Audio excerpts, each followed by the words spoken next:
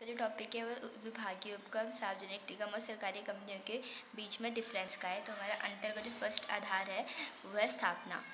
विभागीय उपक्रम की स्थापना सरकार द्वारा एक सरकारी विभाग के रूप में होती है। सार्वजनिक निगम की स्थापना संसद अथवा राज्य विधानसभा के विशेष अधिनियम द्वारा स्थापित होती है और सरकारी कंपनी 2013 के भारतीय प्रावधानों के अनुसार स्थापित होती है।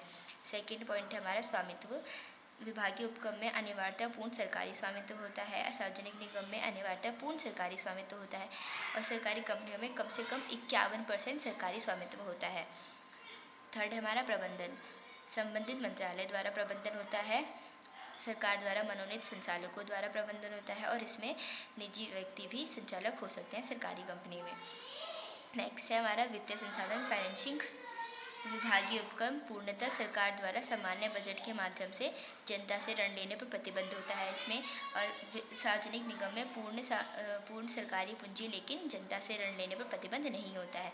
सरकारी कंपनी में सरकार व जनता दोनों से पूंजी व ऋण प्राप्त किया जा सकता है। फिफ्थ है नियुक्तियाँ।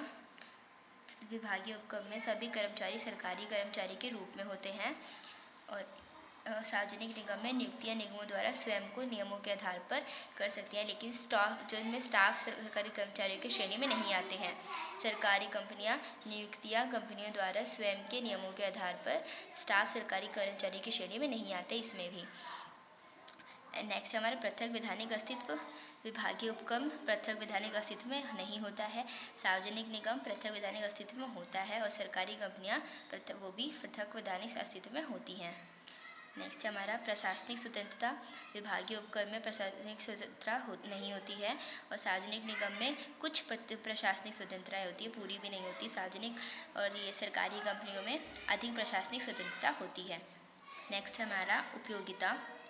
तो विभागीय उपक्रम में जहाँ गोपनीयता आवश्यक हो वे निजी भागीदारी शून्य हो तब इसकी उपयोगिता यूज़ की जाती है और सार्वजनिक निगम में जहाँ सार्वजनिक हित सर्वोपरि हो वे अधिक पूंजी की आवश्यकता हो वहाँ यूज़ किया जाता है और सरकारी कंपनी में विशेषकर जहाँ आर्थिक गतिविधियों को बढ़ावा देना हो। इसके कुछ उदाहरण, जब हमारा नेक्स्ट पॉइंट है उदाहरण।